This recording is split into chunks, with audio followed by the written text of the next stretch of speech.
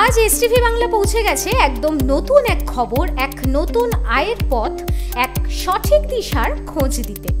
কলকাতার সূর্য সেন স্ট্রিটে all India fair merchants welfare অ্যাসোসিয়েশনের আজ জেনারেল মিটিং। দর্শক বন্ধুরা, আপনারা সবাই জানেন বেকারত্ব আজ চরম সীমায়। এই মুহূর্তে দাঁড়িয়ে কর্মসংস্থান নেই বললেই চলে।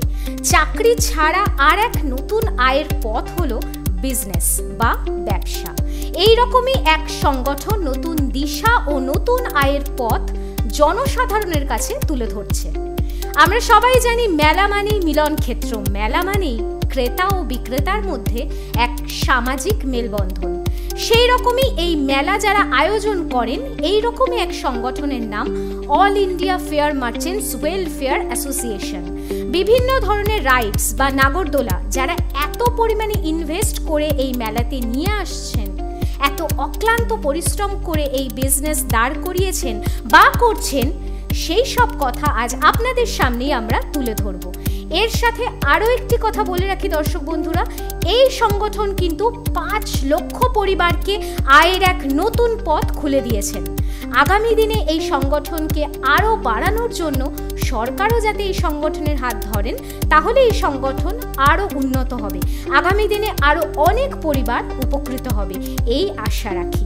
চলুন দেখে নেওয়া যাক আজ এই সংগঠনে যারা যারা এই জেনারেল মিটিংয়ে এসেছেন।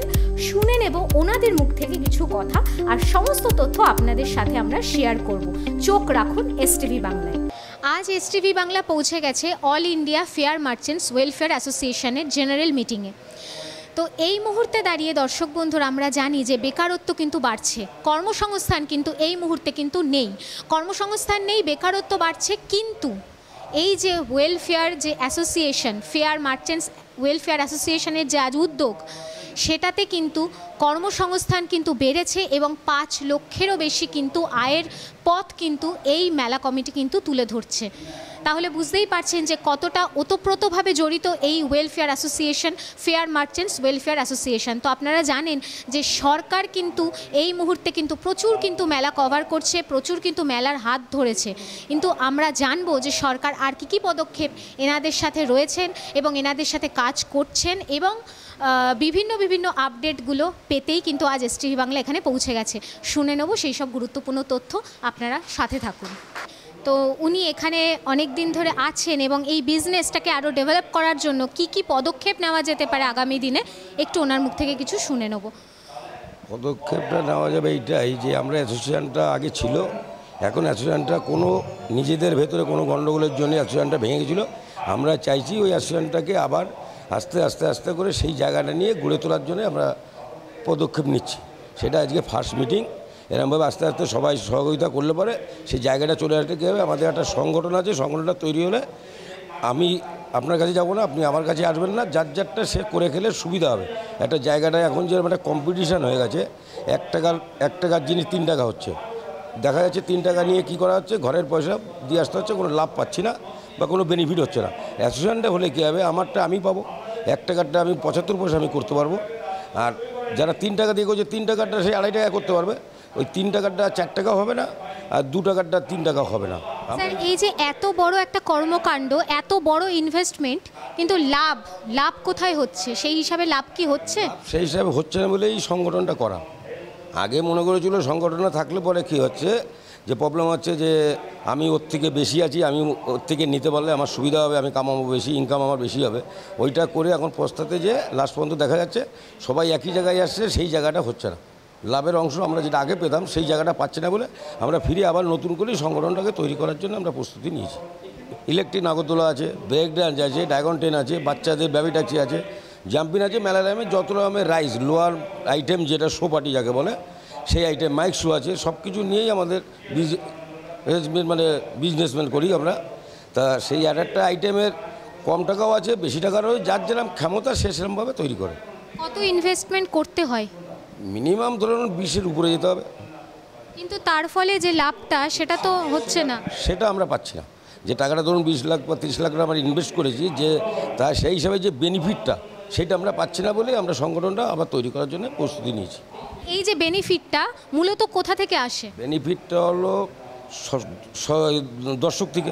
ধরুন মেলায় আজকে একটা মেলা মাল আইটেম সব বসেছে, 1000 লোক হয়েছে। ধরুন আমার সোবাড়িতে ধরুন 500 টিকিট বিক্রি হলো, 500 টিকিট বিক্রি হলে কী আছে, 50 টাকা হলে 25,000 টাকা বিক্রি হবে।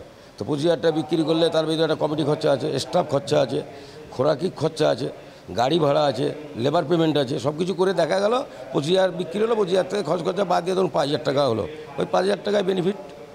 এতে কি মানে সমস্ত সবার এই কর্মকর্তাদের যারা যারা ইনভেস্টমেন্ট করছে তাদের তো ফ্যামিলি আছে, এইভাবে কি তাদের চলে?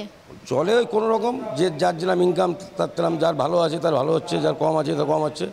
শুনুন, সবাই তো স্ট্যান্ডার্ড যে আমি মাসে 20,000 কামাচ্ছি, কেউ 2 লাখও কামাচ্ছে, কেউ 50,000ও কামাচ্ছে, কেউ 5,000ও কামাচ্ছে, যার যেমন আয় সেই যেমন ব্যয়। এই মুহূর্তে দাঁড়িয়ে প্রশাসনকে কোনো বার্তা দিতে চান? যদি আপনাদের দেখা হয় সেই দিক দিয়ে তা মানে প্রশাসনকে কি বার্তা দিতে চান? প্রশাসন আমাদের সাথেই থাকে, সহযোগিতা করে, যেখানেই আমরা মেলা করি না কেন আমরা প্রশাসনকে সহযোগিতা করি, প্রশাসনের কাছে যাই, প্রশাসন আমাদের সহযোগিতা অবশ্যই করে। ধন্যবাদ। তো এখানকার যে কর্মকর্তা, এই অ্যাসোসিয়েশনের যে কর্মকর্তা যে স্যার, ওনাকে আমরা পেয়ে গেছি, ওনার মুখ থেকে এই সংগঠনে কিছু ভালো, কিছু আগামী দিনে কী কী পরিকল্পনা আছে সেই সমস্ত বিষয় ওনার থেকে ডিটেলস একটু আমরা শুনে নেব। স্যার নমস্কার। নমস্কার। আপনার নামটা? আমার নাম দিলীপ দে। এই আজকে যে জেনারেল মিটিংটা অ্যারেঞ্জ করা হয়েছে, এখানকার মূল পরিকল্পনাটা কি সংগঠনের? আমাদের এই সংগঠনটা 2010 সালে প্রতিষ্ঠা হয়, রেজিস্ট্রেশন নাম্বার দেখতেই পাচ্ছেন। হ্যাঁ, আমরা দীর্ঘ এই মেলার ব্যবসা সকলে মিলেমিশেই করি। আমাদের সঙ্গে অনেক পরিবার মানে সঙ্গে আছে, কারণ আমাদের প্রায় 20-25 জন লেবার কর্ম করেন এবং তাদের জীবন জীবিকা আমাদের সকলের সহযোগিতায় এটা প্রচেষ্টায় এটা ঠিকঠাক মতনই চলছিল। কিন্তু লকডাউনে এসে আমরা বিভিন্ন সমস্যার সম্মুখীন হই এবং সেই সময় আমরা শিয়ালদাতে 3-4টে মিটিং করার চেষ্টা করি। তারপরে আমরা হাওড়া দিয়ে নবান্ন অভিযান করি এবং তার কিছু হয়তো সুরাহা পেয়েছিলাম। তার পরবর্তী 1-2 মাসের মধ্যে আমাদের এই মেলার কারবারটা চালু হয়েছিল। আচ্ছা স্যার, আপনি যে বললেন যে এই সংগঠনের যারা যারা মানে যারা যারা ছিলেন 20-25 জন, যাদের আয়ের একটা পথ, নতুন একটা দিগন্ত আপনাদের মাধ্যমে যাদের খুলে গেছিল, তো তাদের এই মুহূর্তে তাদের কি অবস্থা, কি কন্ডিশন? না, তারা এখন আমরা যেমন জীবিকা নির্ভর করছি ওরকম, কিন্তু এত সামাজিক বা পারিপার্শ্বিক এত চাপ বেড়ে গেছে, মানে গাড়ি ভাড়া বলুন, ডিজেলের খরচা বলুন বা আনুষঙ্গিক বুঝতেই পাচ্ছেন। হ্যাঁ, আমাদের এখন দেওয়ালে পিঠ টিকে গেছে, মানে যেমন সার্কাস শিল্পটা ধীরে ধীরে ধ্বংসের মুখে চলে গেছে, আমাদের নিজেদের এই শিল্পটা মনে হয় আগামী দিনে খুব একটা বেশি দিন চালানো যাবে বলে মনে হচ্ছে না। এই মুহূর্তে দাঁড়িয়ে প্রশাসনের ক্ষেত্রে কি বার্তা দিতে চান আপনি, বা কি হেল্প করলে আপনাদের সেটা সুবিধা হবে? আমরা প্রশাসনের কাছে চাই আমাদের যেমন ছৌ শিল্প, মৌ শিল্প, হস্তশিল্প, বস্ত্রশিল্প, এদের যেমন যে সুযোগ সুবিধা দেয়, আমাদের কিছু নাগরদোলনার মালিকদের এগুলো সুযোগ সুবিধা দিলে মনে হয় ভালো হয়। কারণ নাগরদোলনা আমাদের এই সংগঠনের সঙ্গে 60-70 জন আছে, কিন্তু সারা পশ্চিমবঙ্গ মিলে এরকম জনসংখ্যা অনেক আছে, এরকম মালিক অনেক আছে, কিন্তু তারা কিন্তু আমাদের সংগঠনের সাথে নেই। তা আমরা চাই এটা যদি রেকগনাইজ হয় তাহলে আমার মনে হয় আমরা একটু সুবিধা পাবো। অনেক ধন্যবাদ। আচার্য কম্পিউটার সেন্টার, বিশ্বাসের প্রতীক। এখানে নামমাত্র খরচে সহজ পদ্ধতিতে ঘরোয়া পরিবেশে স্কুল কোর্স সব বোর্ডের 11-12 computer science, DTP, advance tally, GST, programming language, spoken English শেখানো হয়। কর্মসংস্থানের সুযোগ আছে। Government registration number L746885। যোগাযোগ 9007947384। মৃণাল স্যার।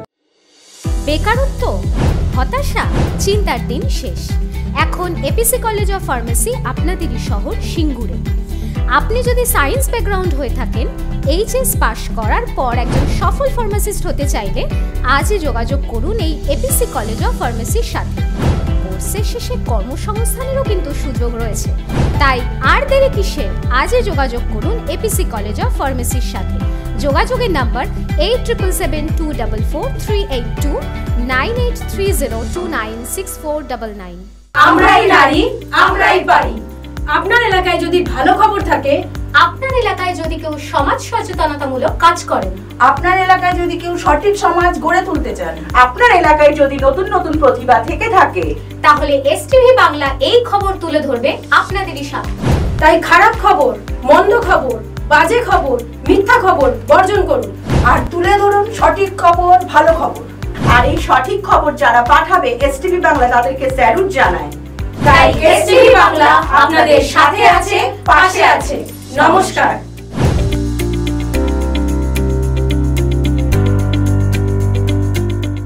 দমদম এয়ারপোর্টের কাছাকাছি মনোরম পরিবেশে ফ্ল্যাট খুঁজছেন? একদিকে রেল স্টেশন, অপরদিকে মেট্রো স্টেশন, দামেও কম, পরিবেশও ভালো।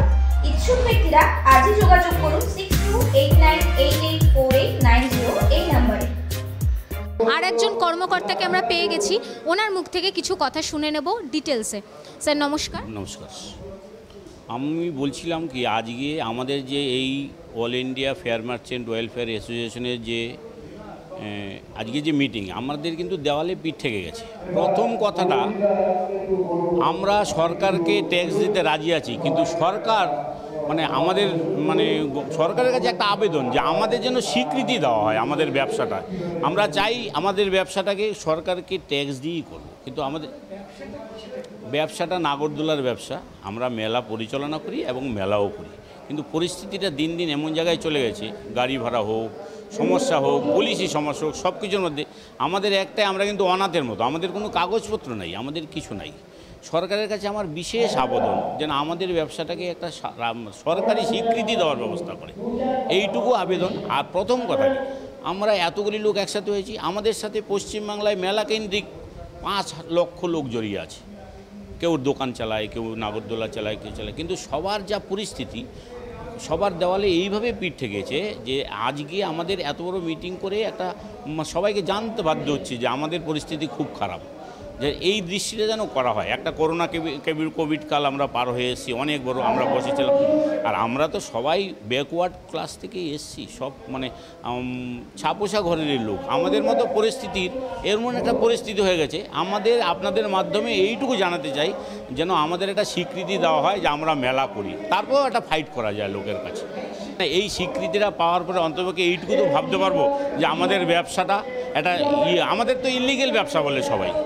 আজকে দেখুন, কোনো একটা নাগরদোলায় অ্যাক্সিডেন্ট হলে রে হয়ে যায়, সমস্ত বড় মিডিয়ায় বলে এমুক জায়গায় অ্যাক্সিডেন্ট হয়েছে, কিন্তু প্লেন অ্যাক্সিডেন্ট হলে পরের দিন প্লেনে চড়ে না, কিন্তু আমাদের মেলাটা বন্ধ হয়ে যায়। যেহেতু আমাদের তো লড়ার মতো জায়গা নেই, আমাদের কাছে কিছু পেপার নেই, কিছু নেই। গভর্নমেন্ট আমাদের ট্যাক্স নেই, আমাদের ট্রেড লাইসেন্স প্রোভাইড করুক। আমাদের সবার নিজস্ব আলাদা আলাদা অফিস আছে, সবাই এইটুকু অন্তর্ভুক্ত করুক। লোকাল মিউনিসিপ্যালিটি ট্রেড লাইসেন্স দেয়, কিন্তু ওই ট্রেড লাইসেন্সটা দিয়ে কিছু করা যায় না, কোনো কিছুই করা যায় না।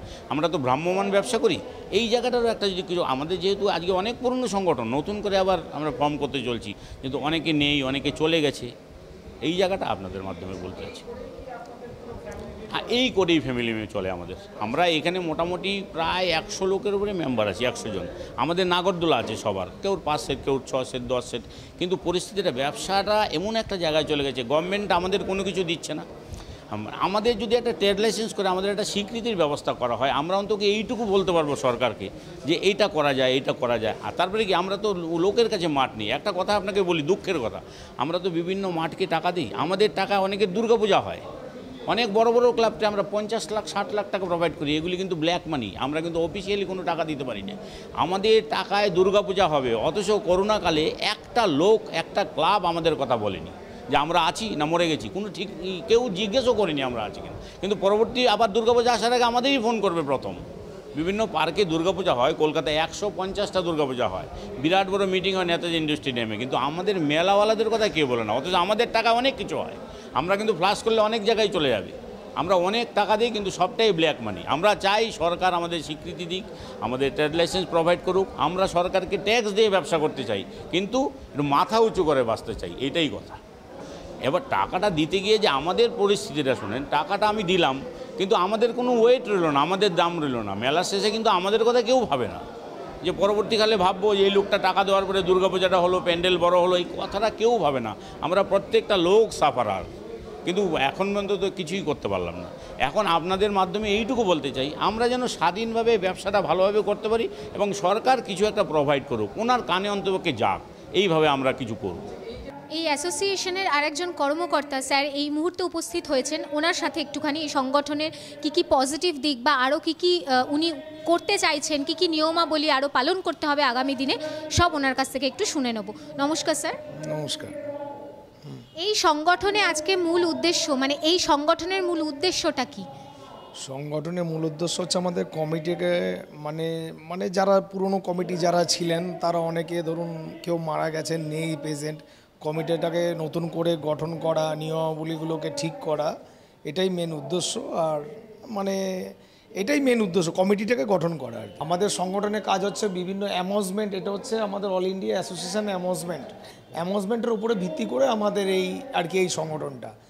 অ্যামেজমেন্ট বলতে যেগুলো বোঝাচ্ছে ইলেকট্রিক বড় বড় যে নাগরদোলা, ব্রেক ড্যান্স, ড্রাগন ট্রেন, যে বড় বড় মেলা, এক্সিবিশন, এক্সপোতে যে অ্যামেজমেন্ট, লোহার মাল যেগুলো থাকে রাইডস, সেই রাইডসের সংগঠন হচ্ছে এটা আচ্ছা স্যার, এই মুহূর্তে দাঁড়িয়ে তো আজকের পরিস্থিতি অনুযায়ী বর্তমান পরিস্থিতিতে কর্মসংস্থান নেই বললেই চলে।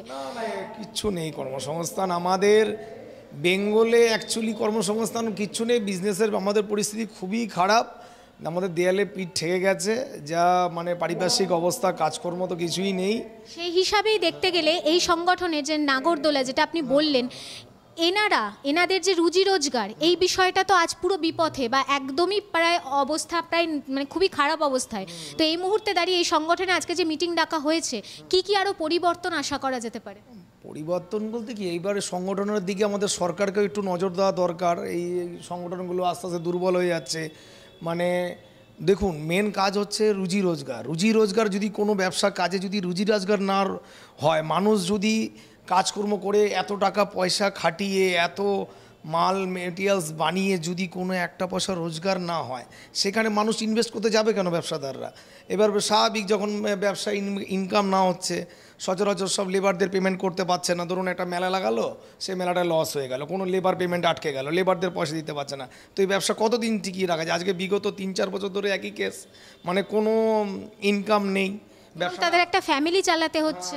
আর এই রুজি রোজগারের উপরে আমাদের ওয়েস্ট বেঙ্গলে প্রায় কয়েক লক্ষ লোক জড়িত, এটার উপরে, এই ব্যবসার উপরে মেলার আমাদের অ্যাসোসিয়েশনের উপরে পুরো কয়েক লক্ষ লোক জড়িত আছে।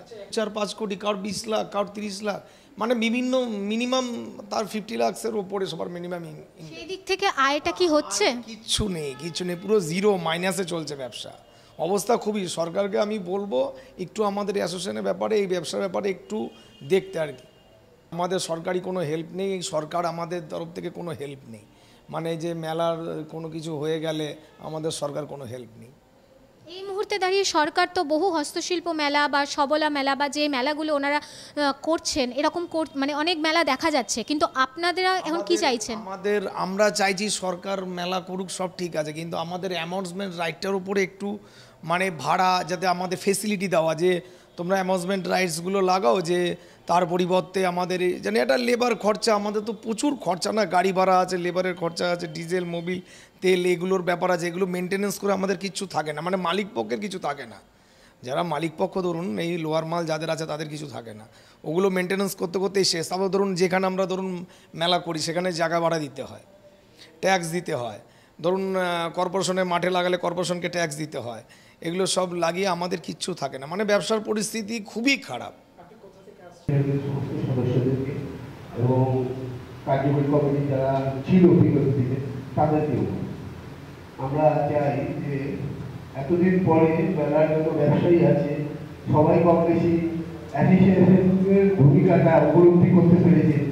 যারা উপলব্ধি করতে পেরেছে তারাই হয়তো আজকে এখানে উপস্থিত হয়েছে, তাদের অ্যাসোসিয়েশনের প্রতি ভালোবাসা আছে, দায়িত্ব আছে, তাই তারা সকলেই বিভিন্ন জায়গা থেকে চলে এসেছে। আর যারা এখনো মনে করছেন যে এই সংগঠনকে ভূমিকা কিছুই নেই, কিন্তু সর্বপ্রথম এই সংগঠনটা যখন তৈরি করা হয়, যে মেলা সবাই বিচ্ছিন্নভাবেই সবাই করতো, কিন্তু একদিন প্রত্যেকেই মনে করেছিল সংগঠনটা করা দরকার আছে। তাই সেই সংগঠনের নামও দেওয়া হয়, রেজিস্ট্রেশন হয়। সেখানে পুরনো যারা ব্যবসায়ী তারা আমাদেরকে পথ দেখিয়েছে, তারা এই সংগঠনটা তৈরি করে।